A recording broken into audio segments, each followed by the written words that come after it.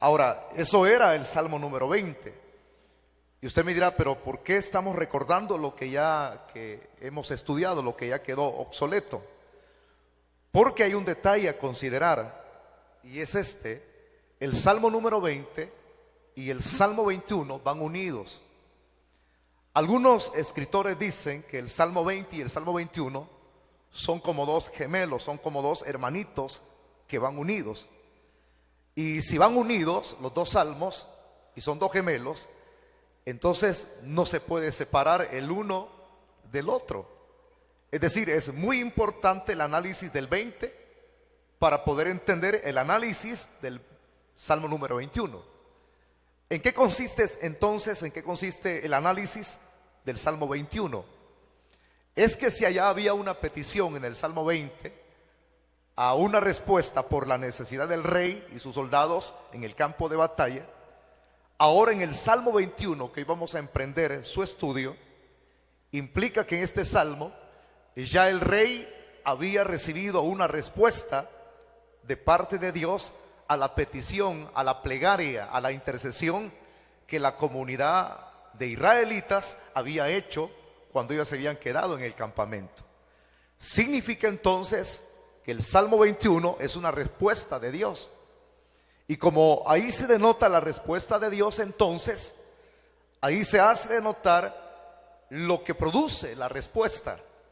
Cuando una persona tiene la respuesta de Dios, si es una necesidad grande o pequeña, esa persona no se va a quedar con los brazos cruzados, ni mucho menos va a tener una condición de resignamiento, es decir, de estar resignado.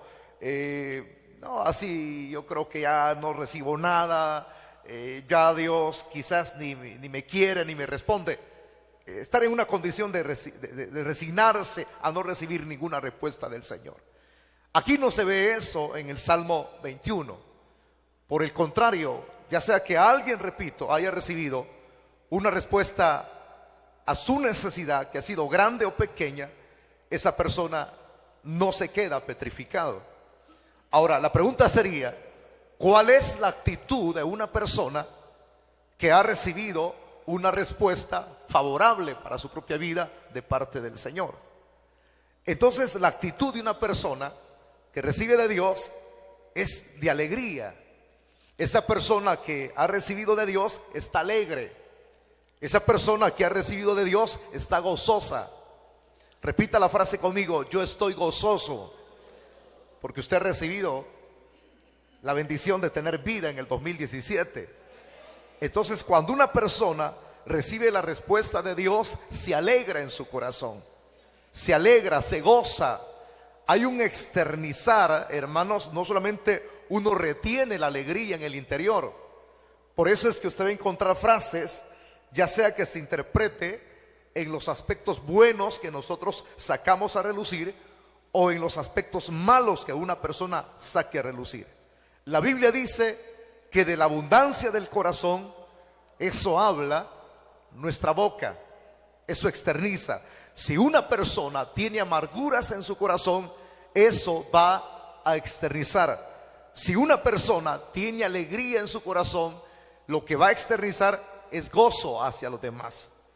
Por eso es que yo veo en el rostro suyo una alegría, un gozo. Dice que hay alguien que viene acá a la iglesia, y a mí me impregna, son pocos los que lo denotan, ¿verdad?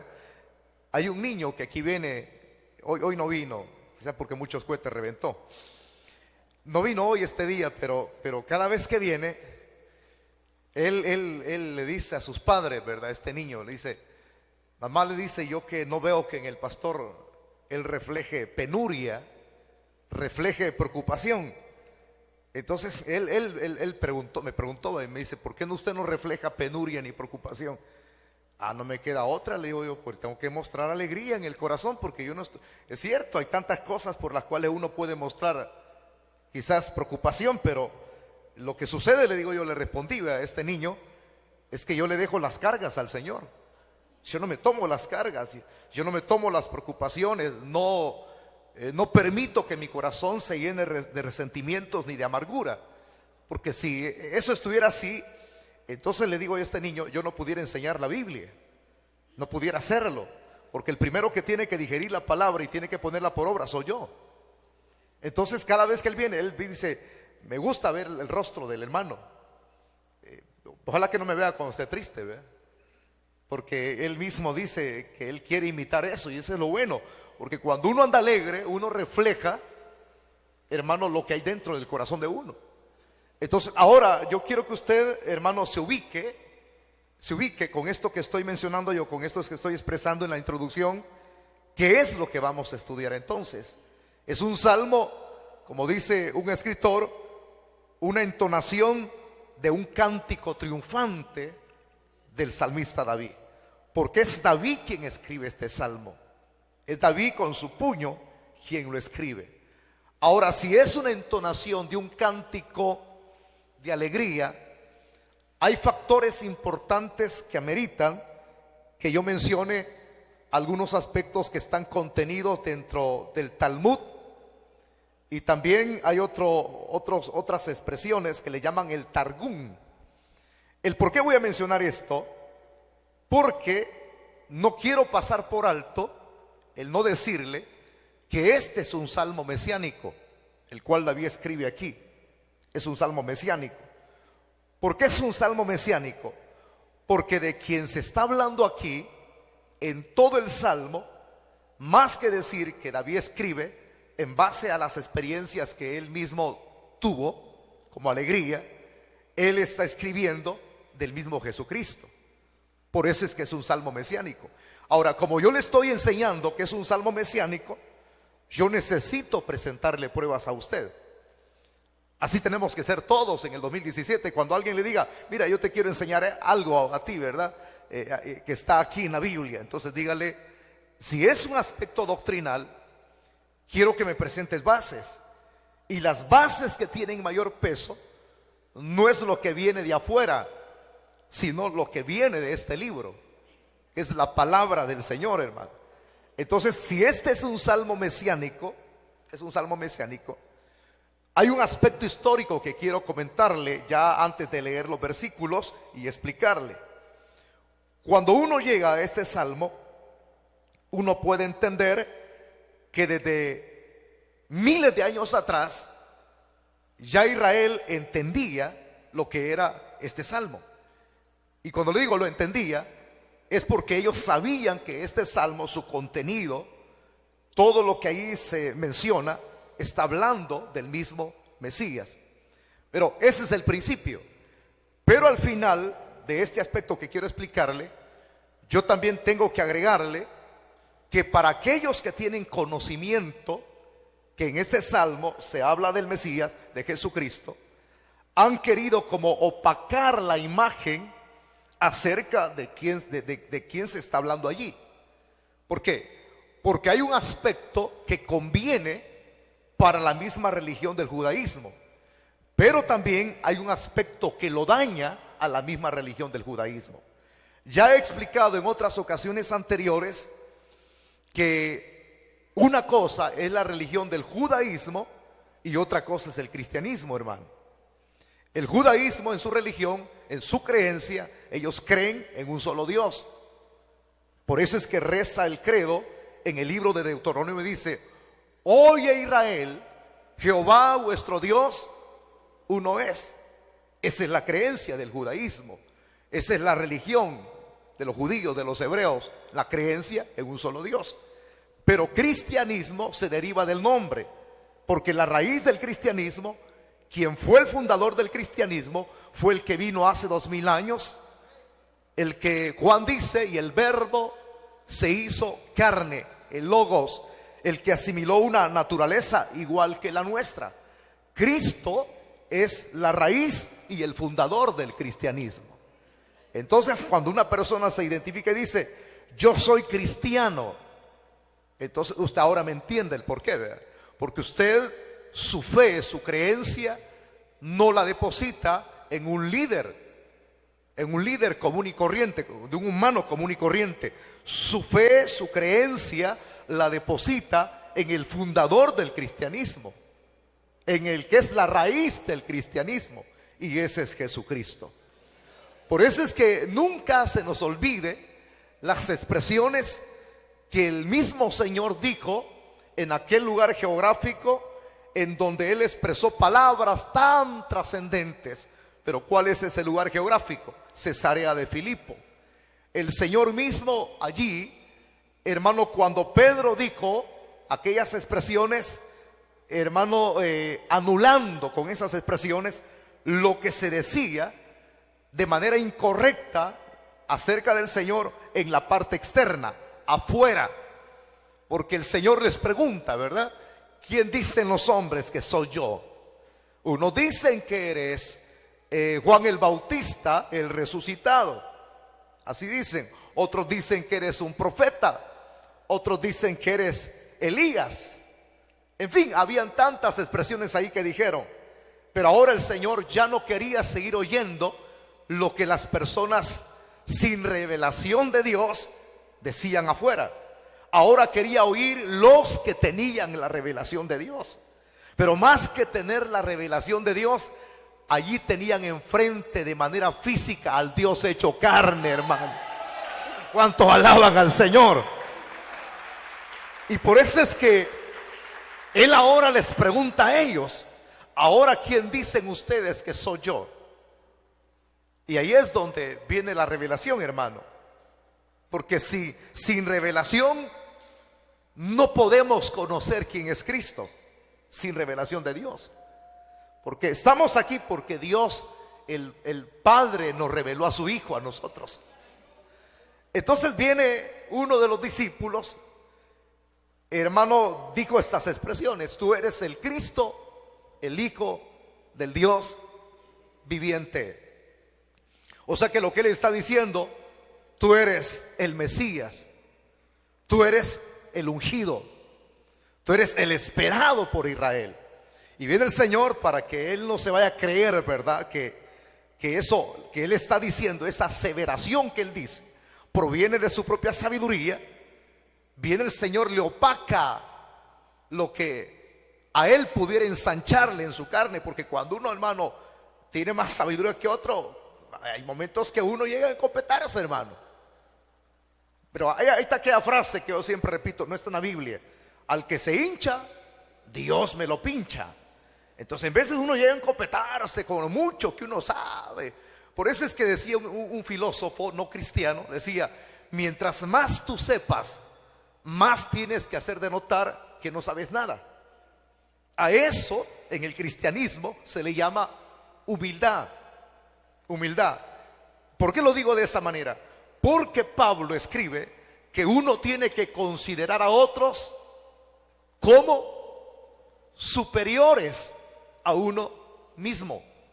Y nunca creerse uno a sí mismo que ya llegó. Pues, muchas veces el conocimiento envanece muchas veces si uno no tiene cuidado, hermano. No estoy diciendo que sea, hermano, ilógico, o sea, que no sirve el conocimiento. No, el conocimiento es importante, es muy importante el conocimiento, pero también tener sumo cuidado, ser equilibrado con lo que nosotros hemos aprendido y saber ser humildes y manejarlo. ¿Entendido? Entonces, explico esto para no extenderme mucho, porque esa es la introducción la cual estoy dando. Entonces, para que él no se envaneciera en su conocimiento, en su sabiduría, y que él creyera que era parte de lo que él había dicho proveniente de su sabiduría, le dice: Simón, hijo de Jonás. Es decir, que le hace ver su procedencia, de dónde viene, que es un humano común y corriente. Eso somos todos nosotros. Y si hablamos cosas lindas, es porque papá nos da dones y regalos del cielo. Si hablamos cosas bonitas de la Biblia, entonces le dice: Simón, hijo de Jonás, esto no te lo ha revelado carne ni sangre. Es decir, que esto no proviene de tu propia sabiduría. Por eso es que le dice hijo de Jonás, para que él vea que él proviene de un ser humano. Esto no te lo revela tu sabiduría, sino te lo reveló, le dice el Señor, mi Padre que está en el cielo. Y aquí viene y se lo voy a interpretar. sobre esa aseveración que tú has dicho. Si la iglesia católica no le entiende de esa manera, pues yo se lo voy a interpretar. Sobre esa aseveración que has dicho, sobre esa aseveración, lo que tú has dicho, esa palabra que has dicho, lo que dijiste, que yo era el Mesías, sobre esa aseveración, sobre esa palabra que has dicho, estará fundada mi iglesia. Así es, hermano. Entonces no es sobre ti, sino sobre lo que has dicho. Esa es la interpretación. Si alguien quiere leer los originales del griego de la Biblia, ahí están. Sobre lo que has dicho estará fundada mi iglesia. Y ni las puertas del Hades prevalecerán contra mi iglesia. Sobre lo que has dicho, que yo soy el Cristo, estará sentada mi iglesia, estará fundada mi iglesia. ¿Por qué? Porque si la casa está sobre la roca, no se cae aunque vengan los turbiones y los vientos. Pero si la casa está sobre arena movediza, se cae. Si el cristianismo hubiese estado fundado, la iglesia, sobre un hombre que los religiosos dicen que fue Pedro el primer papa, tiempos el diablo se hubiera acabado la iglesia. Pero como no está fundada en un hombre, sino en Cristo, por eso es que la iglesia ha sobrevivido, hermano. Porque el ente que la sostiene y le da vida es el Espíritu Santo. Entonces estoy contando esto, ¿verdad? Es como un añadir a la explicación que estoy dando. Que a la misma religión del judaísmo le conviene opacar parte de las expresiones de este Salmo número 21, porque es un salmo mesiánico.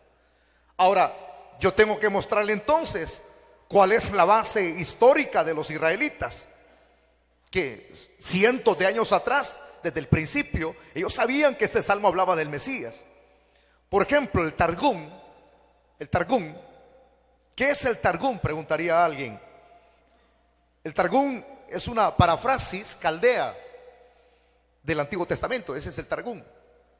Y también, aparte del Targum, está el Talmud. ¿Qué es el Talmud? Es una colección de explicaciones de los textos del Pentateuco. Ese es sencillamente el Targum. Entonces, tanto el Targum, que es una paráfrasis caldea del Antiguo Testamento, y el Talmud, en ambos enseñan, hermano, enseñan que del rey del cual se habla aquí, en el Salmo 21, es el Mesías. Es el Mesías directamente. Y no se está hablando propiamente del salmista David, sino de Cristo.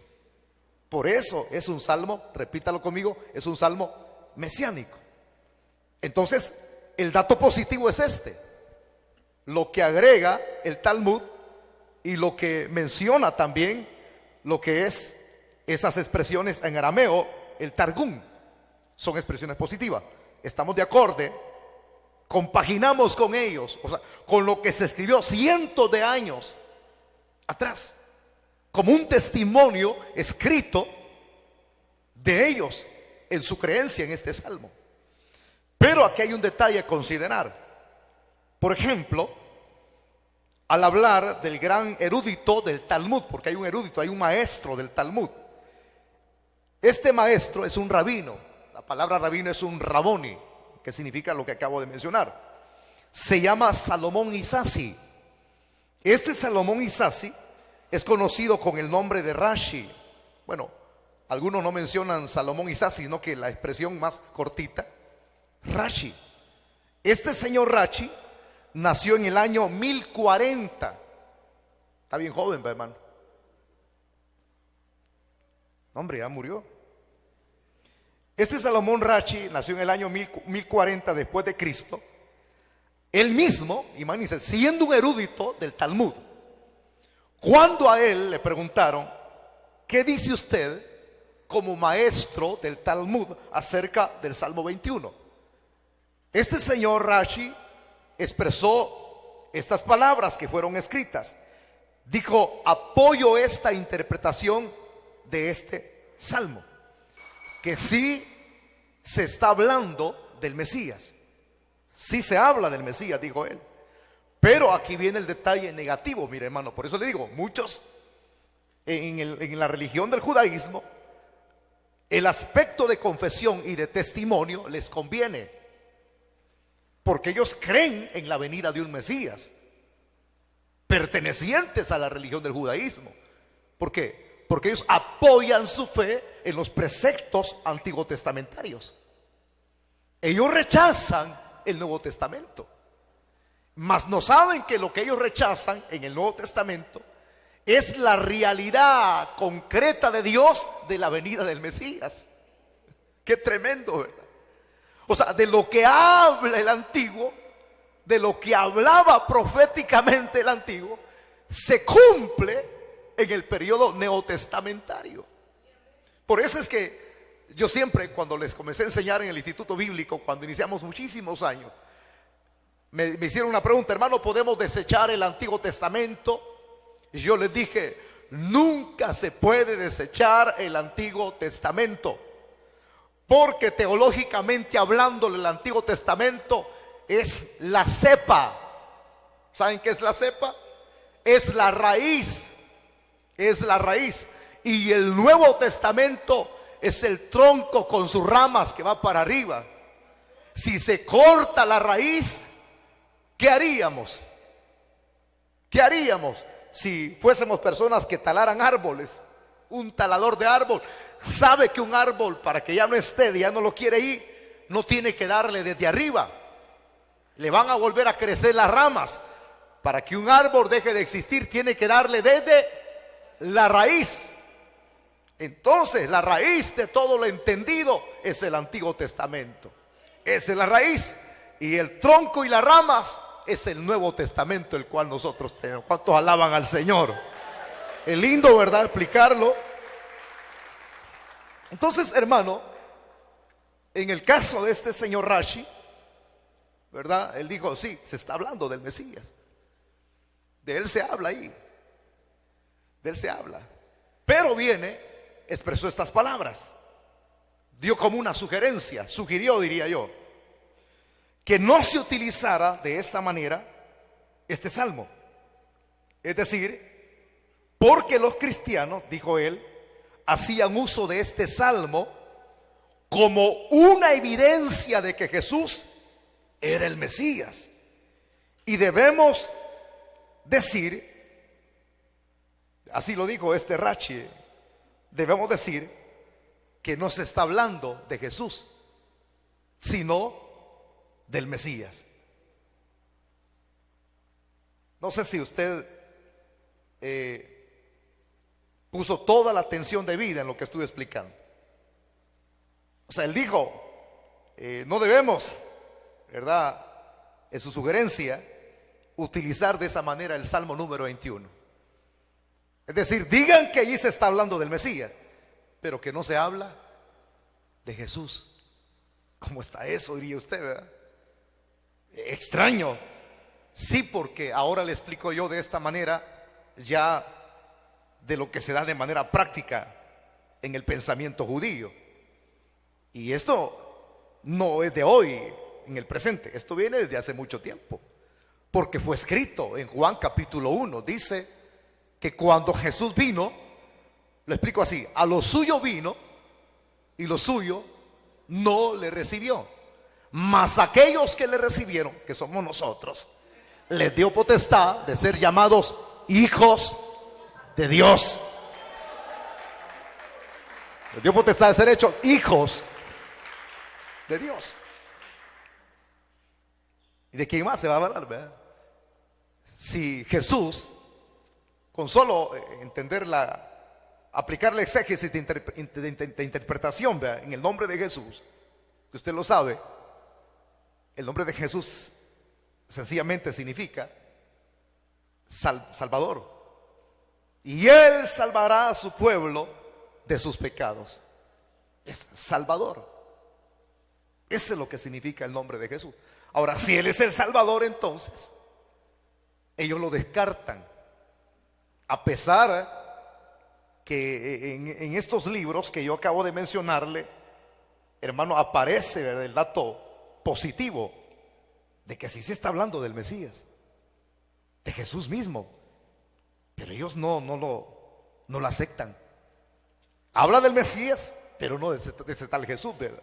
Pero en el Targum lo dice, paráfrasis en arameo, perdón, en caldeo, y en el Talmud se declara una vez más que sin esos textos del Salmo 21 se está hablando del Mesías, y ese Mesías no hay otro sino solamente Cristo.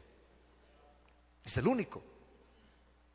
Entonces, en el pensamiento, repito, del hebreo, del judío, es que el que vino hace 2000 años fue un fraude.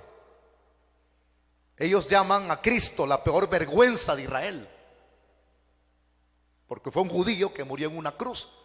Y como son conocedores del Antiguo Testamento, dicen, esa fue la peor vergüenza, porque ¿acaso no te has dado cuenta que maldito todo aquel que muere en un madero?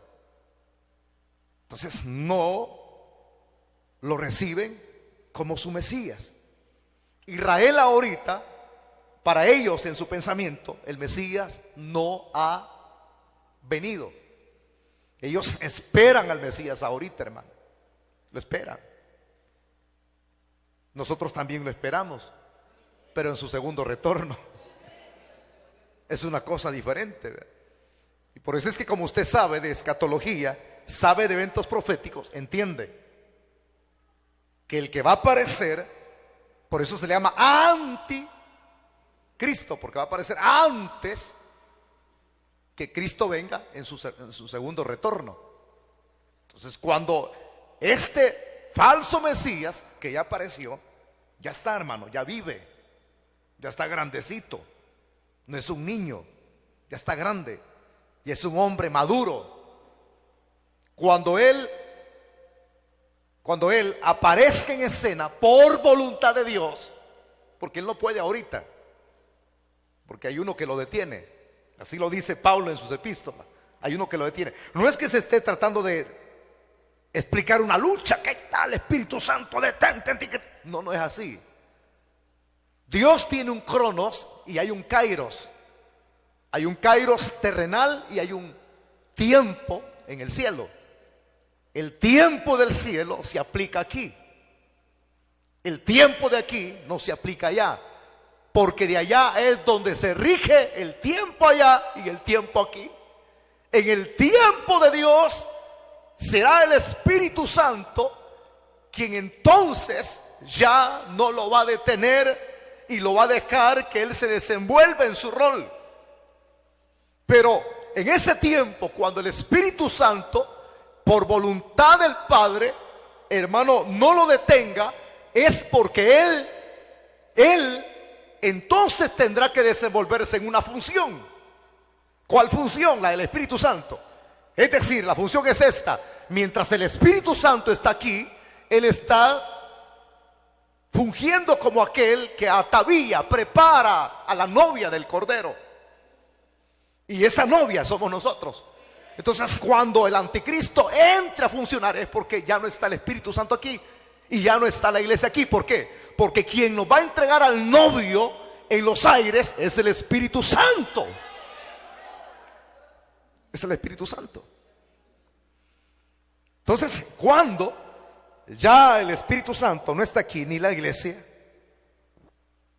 entonces es cuando el falso Cristo va a aparecer, el anticristo, el hombre de pecado. A él sí lo van a recibir. A Cristo no quisieron recibirlo. Eso estamos estudiando el día martes, ¿verdad? Pero si viniera otro en mi nombre, a ese recibiría. Y el Señor ya lo había profetizado en el Evangelio de Juan, capítulo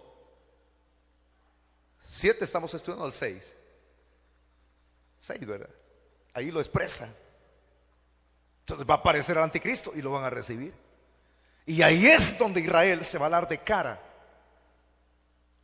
porque Jesús, el cual vino hace 2000 años, era el propio Mesías.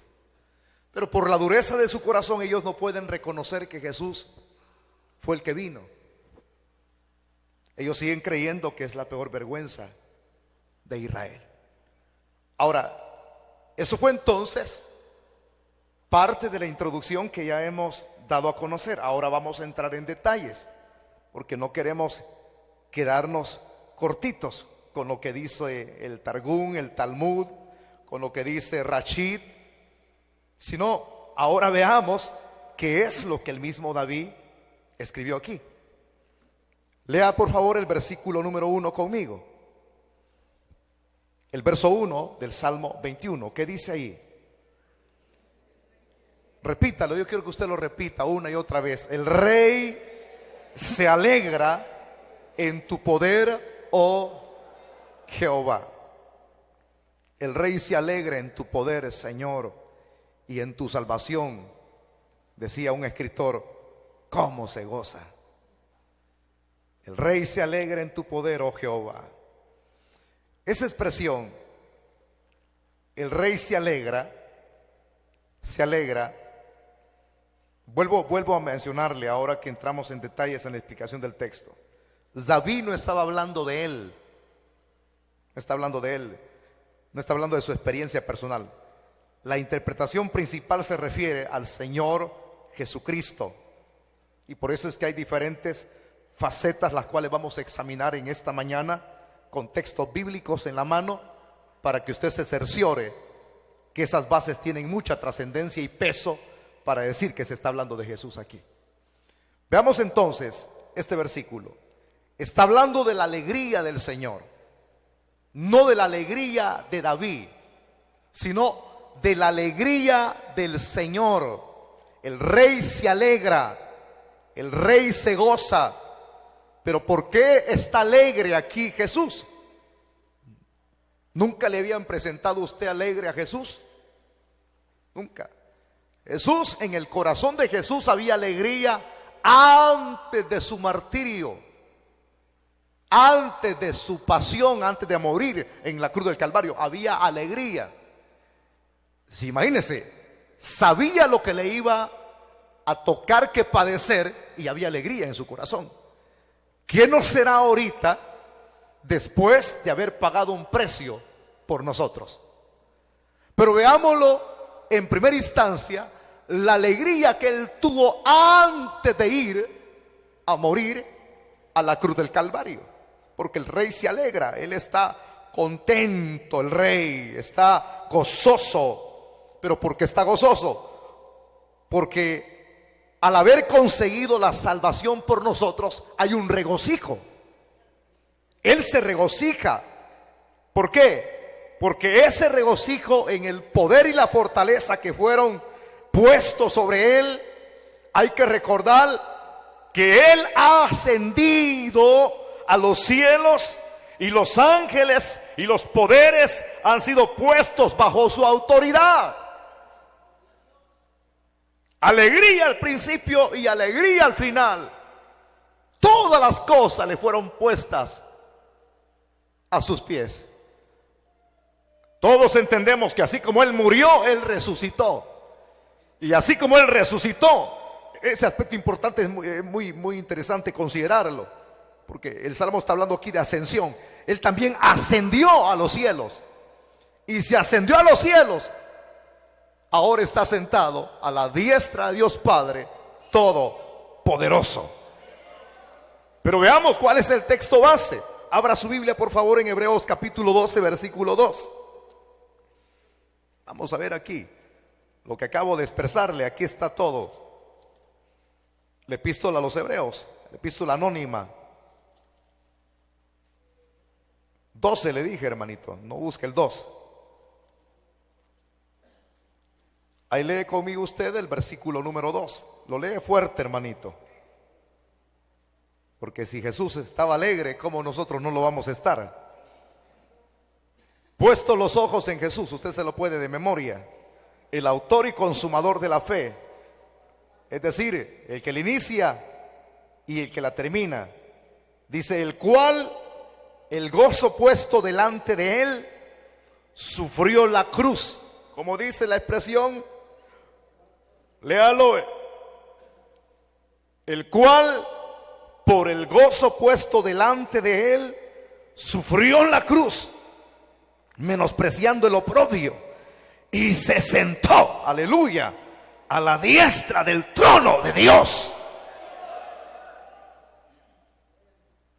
Por eso, ya sé, unos segunditos le acabo de decir todo el significado de este verso. Está hablando de la alegría del Señor, porque Él consiguió la salvación por nosotros. ¿A dónde consiguió la salvación Cristo? Aceptando la propuesta de Satanás: todo esto te daré. Cuando le mostró los reinos, como diciendo: abstenete de ir a la cruz, mira, fácil, no vayas a morir, no vayas a sufrir, todo esto te voy a dar. Ahí sintió la alegría el Señor. Aceptó la propuesta del chamuco. Sus ojos estaban puestos en la cruz. Ahí estaba. Por eso este versículo habla de esa alegría, porque en la cruz fue donde el Señor consiguió la salvación para nosotros. En ese madero, ahí se definió nuestra condición y nuestra posición para el futuro. Digo nuestra condición porque, hablándole de nuestra condición espiritual, según lo que Pablo escribe a los Efesios, dice que nosotros estábamos muertos en nuestros delitos y pecados. Un muerto no tiene vida, no tiene vida. Pero como Pablo escribe también a los Corintios, dice que por uno entró el pecado y luego la muerte a todo, pero por otro entró la vida. Alabe al Señor. Ahora tenemos vida y vida en abundancia.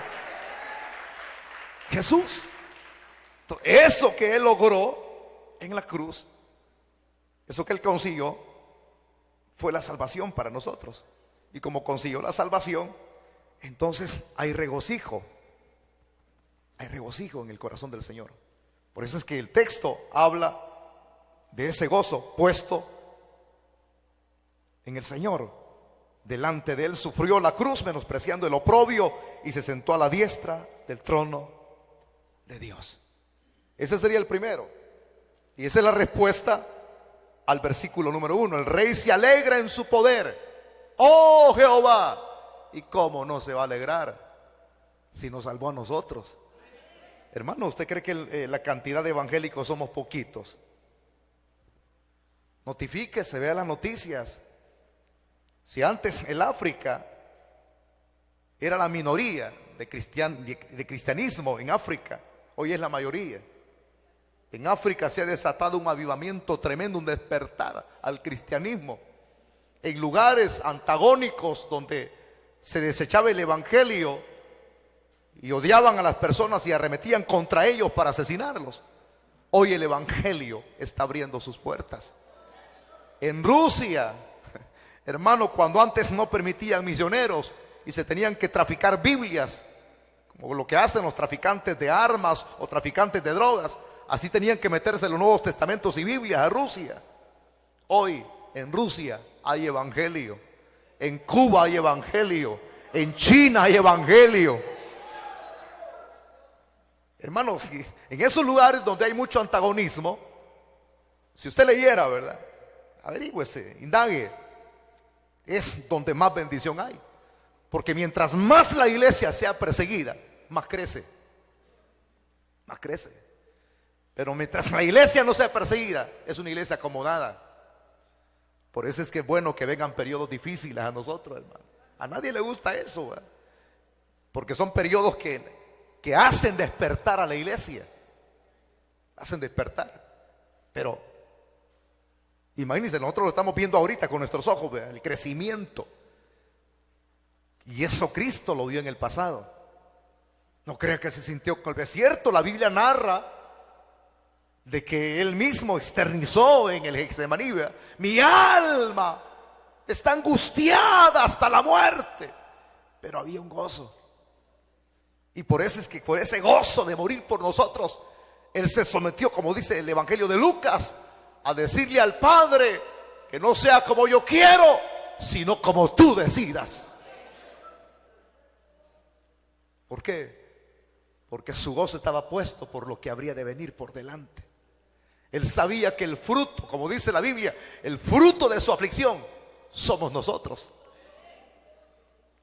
¿Qué harían ustedes si yo les presentara una revelación ahorita y le dijera, mira, esto vas a padecer, pero después de tu padecimiento te van a venir un montón de bendiciones, usted rápido se moviera.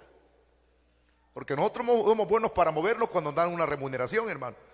Pero qué tal si yo le dijera, mire, hermano, en todo el caminar 2017, en su desenvolver, a usted le van a pegar de palos y de palos. Usted se desmotivaría. Se desmotivaría. Porque nosotros los seres humanos necesitamos que alguien nos motive. Así es nuestra naturaleza. Alguien que nos dé una palmadita, alguien que nos dé una expresión de confortamiento, de felicitación, de congratulación. Pero qué lindo, hermano, que el Señor vio lo que venía por delante. Los que estábamos muertos, Él vio que viviríamos. Los que estábamos perdidos, Él vio que íbamos a ser encontrados. Y Él pudo verlo. Por eso es que el Rey se alegra.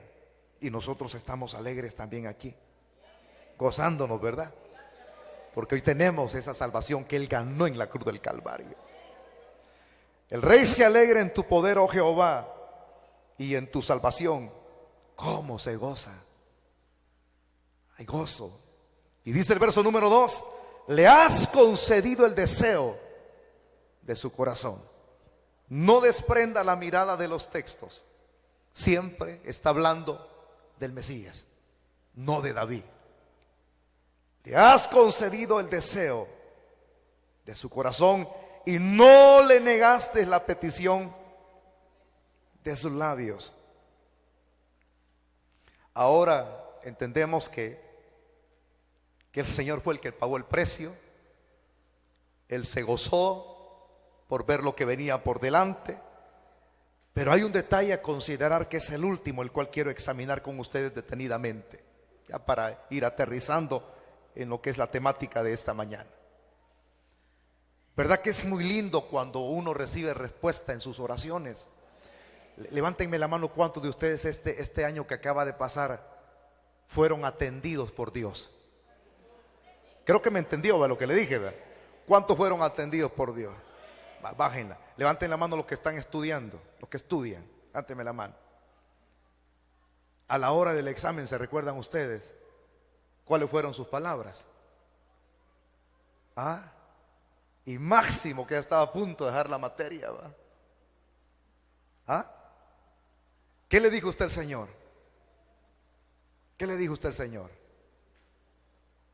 Ayúdame, Señor, ¿verdad? Porque si no, no voy a pasar el grado. Me van a ponchar, me voy a ir a los extraordinarios. ¿Y qué pasó? Coménteme su testimonio. Una cosa es la petición, pero otra cosa es que usted comente qué sucedió. ¿Qué sucedió? Las expresiones son estas: me saqué 10. Pero ¿quién estuvo con usted? ¿A quién estuvo con usted? Porque hay personas que son bien, no reconocen, son bien insensibles. Obtienen logros y dicen, reconozco que este logro y se lo dedico pues a mi papá, a mi mamá, a mi profesor, a mi tía, a mi madrina, a mi padrino, a mi compadre. Pero qué lindo es cuando alguien dice, ¿verdad? Este título, este logro que he recibido, o las calificaciones que saqué durante todo el año, todo ese esfuerzo, todas esas bendiciones, fue Dios quien me las proveyó a mí. Porque Dios da fuerzas al cansado, Dios da fuerzas al agotado. Ahí habla de Dios, reconoce. Entonces, quien sacó adelante a usted en sus estudios fue el Señor. Ahora, esa es una respuesta. La otra, si yo le preguntara ahorita, ¿cuántos han tenido líos económicos? No me levante la mano, que todos siempre dicen amén y nunca comentan las bendiciones, pero las harán así, ¿verdad?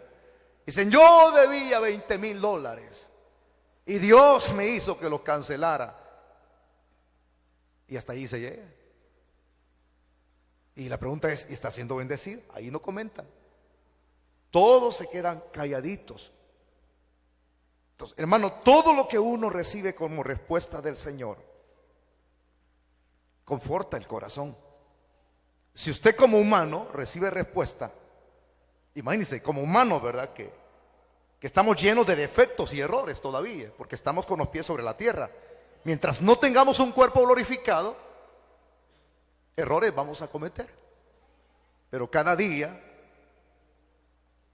hay que superar los errores que cometimos ayer, vivir una vida mejor a diario. Si usted recibe respuesta como humano con estas características, hay uno que siempre le pedía al Padre y todas las oraciones al Padre le eran respondidas. ¿O hay alguna que Dios no le respondió a usted? Si usted dice, hermano, yo le pedí esto, pero cuando uno no recibe respuesta de Dios es porque lo que usted está pidiendo no es conveniente. Dios no le va a proveer a usted algo que le haga daño, hermano, o le arruine su vida. Porque hay personas que han estado pidiendo bendición económica. Y Dios sacó aquí 2 familias de una bendición económica sorprendente. Cuando Dios nos bendice hasta que es como que le eche agua a una copa y rebalsa. Entonces bendijo a 2 familias aquí, grandiosamente los bendijo, que hasta añadió bendiciones. Y antes el problema de ellos era, como vivían bien distanciados, no podemos llegar todos los días a la iglesia porque no tenemos carro. Y en cierta manera yo los consideraba y decía, amén, no hay problema. Y lo tremendo es que este año pasado los bendijo tanto que hasta carro les dio. Hasta carro les dio, porque comenzaron a pedir. Cuando tuvieron, pum, Dios los bendijo. Y luego, dame vehículo. Y Dios les dio vehículo. Y hoy que les da vehículo, ayer voy viendo que bien bolos andaban. Hay gente que le hace daño lo que Dios le da. Hay un dicho que dice que Dios le da alas al que muchas veces no puede volar, hermanito. Por eso le digo, estoy hablando de las cosas que Dios no le respondió a usted y el por qué. Usted le ha estado pidiendo mucho dinero quizás a Dios, pero ¿qué tal si Dios le da la respuesta y usted con el dinerito se vuelve loquito? Porque hay gente que se vuelve loquita, hermano. Oh, como tengo, ya me voy a ir a Acapulco a bañarme con Cantinflas. Y no se acuerdan de venir a la iglesia, hermanito. Ay, hermano, a tanto les ha pasado. Y un hermano vino llorando. Y llorando y dijo, no vuelvo a hacer lo mismo, no vuelvo a hacer lo mismo. ¿Por qué? Porque en el carrito que Dios le dio, allá estaba por un lugarcito, por Jayaque, hermano. Y como el tiempo está difícil hoy, allá estaba en las cumbres, encumbrado, cuando de repente, pum, lo metieron a los cafetales. Y allí comenzaron a registrarlo, le quitaron la camisa, le pidieron el DUI y vieron en el mismo DUI la dirección no concordaba con el mando que ellos ejercen en ciertos lugares geográficos. Lo pusieron acostadito, boca abajo, y comenzó a llorar y a decir, es que soy de la palabra que cambia, dijo.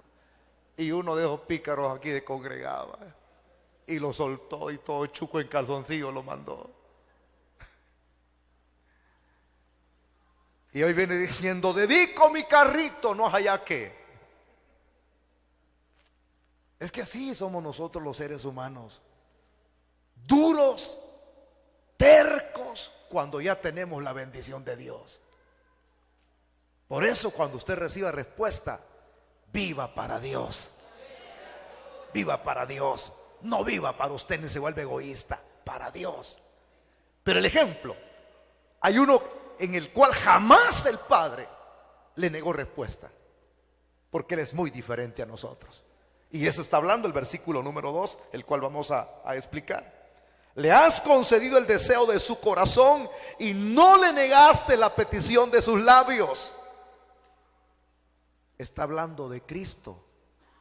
Y si está hablando de Cristo, hubo en cierto momento, ya culminando el ministerio del Señor, hermanos, según lo que relata la Biblia, que el Señor tuvo que presentar un informe Es bonito cuando uno presenta un informe al final del año al Señor, ¿verdad? De rodillas. Ayer usted lo ha de haber hecho. El Señor Jesucristo presentó ese informe. El informe final le llaman. Y lo hizo cuando se dirigió al Padre. ¿Quiere leerlo conmigo? Ok, abramos nuestras Biblias en el Evangelio de Juan, capítulo 17, versículo 1. Juan 17:1, léalo conmigo, por favor. Quiero que lo lea, no vaya a leer con la vista. Juan 17:1. Ahí está escrito. Vean lo que el Señor dijo. Estas cosas habló Jesús. Y levantando los ojos al cielo, dijo: Padre, la hora ha llegado. Glorifica a tu Hijo, para que también tu Hijo te glorifique a ti. Aleluya. Glorifícalo. Ese es el informe que el Señor está presentando aquí. Cuando Él se presentó delante del Padre. Porque este es más que un informe, es una oración también. Algunos le llaman la oración intercesora o la oración sumo sacerdotal que Cristo hizo en favor de los suyos. Todas las peticiones en ese informe que el Señor le había respondido en su ministerio, hermano, le eran contestadas. Aquí estaba orando y de igual manera seguía haciendo la petición. De la misma manera Dios Padre le volvería a responder, porque no hay nada que el Padre no le respondiera a su Hijo. Todo.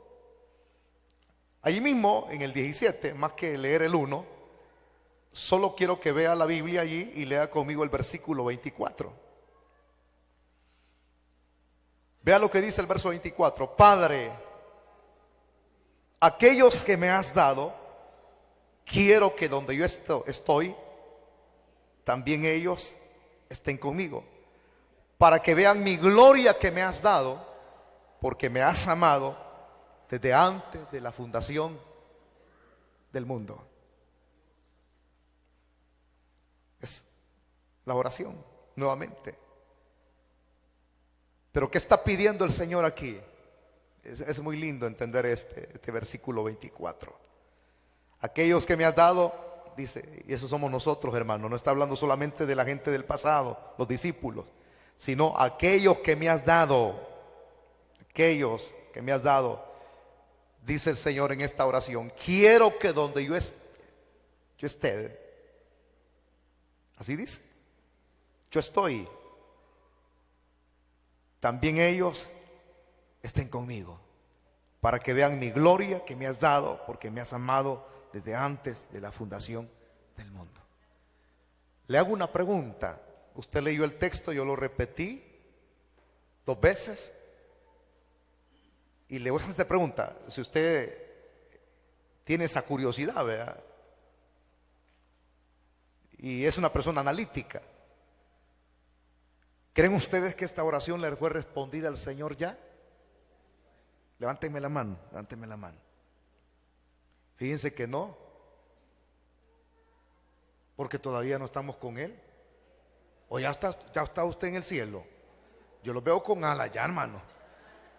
Entonces, por eso le dije, vuélvase analítico, ¿verdad? Quiero que donde yo estoy, quiero que ellos estén conmigo. ¿Dónde está el Señor ahorita? Está en el cielo. ¿A dónde vamos a ir un día, hermano? ¿Ah? ¿O ya está en el cielo usted? No, pero ya no quería venir aquí, fíjese. Y quizás dijo hoy a las 8 de la mañana, ya no voy a esa iglesia imperfecta. Porque ya su cuerpo fue glorificado, hermano. O sea, algunos quizás de tanta vaselina que echaron en la cabeza, brillan. Entonces, esta oración, si las muchas oraciones le fueron respondidas al Señor, le fueron contestadas, esta oración le será contestada, pero para el futuro. Esa es la idea que da a conocer el versículo número 2 del Salmo 21. Y la respuesta aquí de la petición de Cristo. Petición clara. Respuesta de todo lo que Él pedía el Señor se lo daba. ¿Será que esa respuesta le será concedida de acuerdo a lo que hemos leído en este versículo 24 en el futuro? Ay, hermano, algunos dudamos. Algunos decimos, si apenas voy caminando, hermano Wilber, si apenas hago la cacha, pero hágala. Si Dios sabe cómo me siento, hermano. Si mire, si comenzando el año vamos y ya me pasó la primera. Viera qué débil me sentí en la mañana. Pero la pregunta es, las debilidades siempre van a venir. Los problemas siempre se van a dar. Las tribulaciones siempre se van a dar. Las persecuciones siempre van a venir. Hermano, las denigraciones siempre se van a dar. Todo. A nadie se le exime de las problemáticas externas que habremos de atravesar en este mundo. Pero una cosa sí le digo, que sea, como vayamos caminando, enfrentando una y otra situación. Hoy terminó una y se dice, ay, me siento desahogado. Ya pasé, hermano, una situación muy terrible que me sucedió. Y quizás acaba de decirlo y cuando 5 minutos hacia adelante, pum, le viene otra. Y es donde viene la pregunta, ¿cómo se siente? Ay, hermano, débil. ¿Quién sabe que llega al cielo? Va a llegar. Va a llegar. Vamos a llegar, sería la expresión correcta. ¿Pero por qué? Porque aquí hubo una oración. Y esas oraciones que Cristo hacía, todas les eran respondidas por el Padre. Todas las oraciones. Si en el caso nuestro, se lo dije, como humanos, Dios se abstiene porque sabe que algo nos puede perjudicar. Pero en el caso de Cristo, que dice Tito en su carta, dice, para aquel que es perfecto, todas las cosas son perfectas. Es decir, para aquel que es puro, todas las cosas son puras. Cristo es el ser más puro que vino. Cristo es el más perfecto que hay. Y si nosotros, siendo imperfectos, recibimos respuesta, ¿qué no será el Hijo? Entonces, usted tiene que tener fiabilidad, confiabilidad. Que si el Señor oró aquí y dijo, quiero que donde yo estoy, un día ellos estén conmigo. Se estaba dirigiendo al Padre. Y por eso, hermano, vamos a estar un día con el Señor. Pero ese pastor esa oración la hizo hace 2000 años.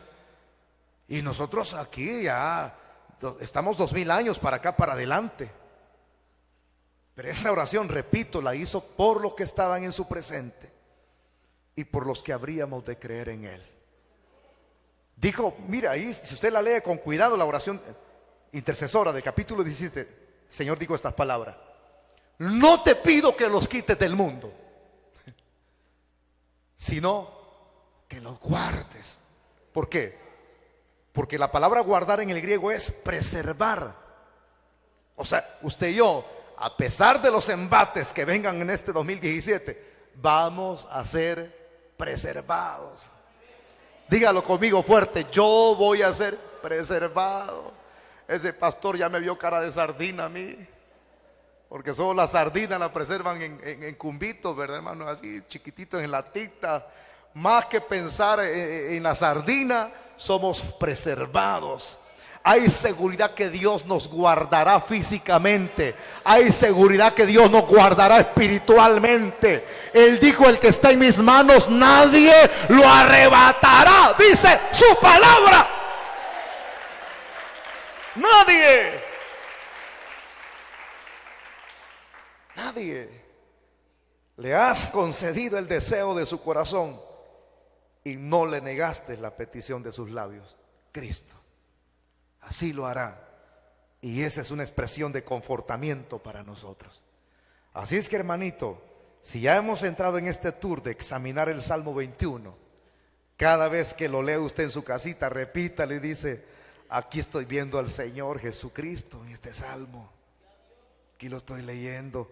Si alguien le pregunta: fíjate que yo quiero conocer a Jesús, lee el Salmo 21, dígale. Ahí está hablando del Señor. No, es que yo creo que me mostré una foto. Es que fotos no hay, hermano. Nadie puede mostrar una foto de Jesús, que ahí sacaron, ni creo yo en ese sudario, que le hicieron la prueba del carbono 14, 15, 16, 18, ya van por 70, hermano. Y no se corrobora si ese es en verdad el sudario donde se muestra parte del rostro ensangrentado de Jesús. Lo que sí le digo, usted y yo no necesitamos fotos, ni un pañal ensangrentado ahí para que se nos evidencie. Lo que usted y yo necesitamos es fe en nuestro corazón. Porque si Él vino, hermano. Y que si Él volverá, volverá. Y que si un día le veremos cara a cara, le veremos cara a cara. Dele palmas al Señor. Vamos a orar, hermanitos. Padre, te damos las gracias, Señor, por esta primera disertación del año. Yo te ruego en el nombre de Jesús que confortes los corazones de los hermanos que aquí estamos reunidos en este lugar hoy. Si alguien se siente desfallecido porque le han venido cosas negativas a su vida en este primer día del mes de enero, Señor, de este primer mes del año, yo te ruego que ahora tu palabra penetre hasta lo más profundo de su corazón. Dios mío, que a pesar de haber situaciones que habrán de sobrevenir a nuestra vida, miremos hacia adelante, Señor, con la mirada puesta en el gozo puesto hacia adelante, que nada podrá apartarnos, como lo dice tu palabra, de tu amor. Nada. Levante sus manitas hacia arriba. Nada podrá separarnos del amor de Jesús. Nada podrá separarnos, nada. Ni la vida ni la muerte, ni lo alto ni lo profundo, ni ángeles ni potestades. ¿Quién nos separará?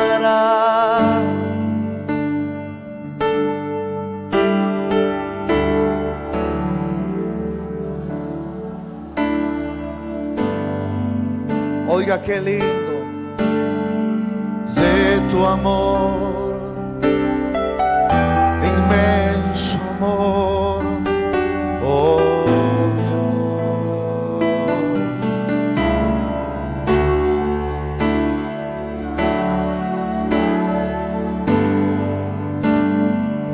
Oh sí, Señor. Alce su voz hacia los cielos. De tu amor, inmenso amor, oh Dios. Ni la vida, ni la muerte, ni lo profundo, ni principados, ni ninguna cosa creada no podrá separar de tu inmenso amor.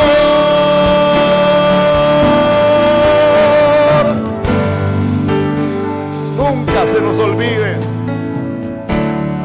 no separará. Oh Señor, oh aleluya.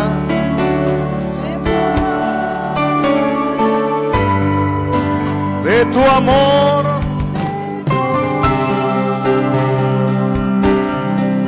inmenso amor, oh Dios. Ni la vida, ni la muerte, ni lo alto, lo profundo,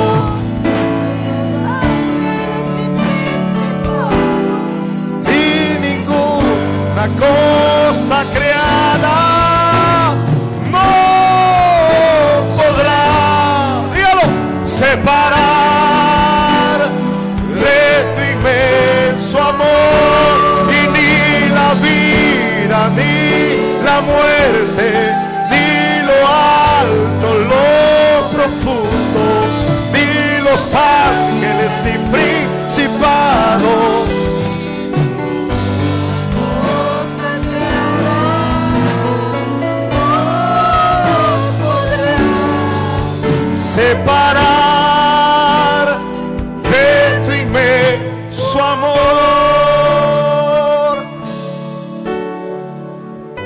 nada. Si usted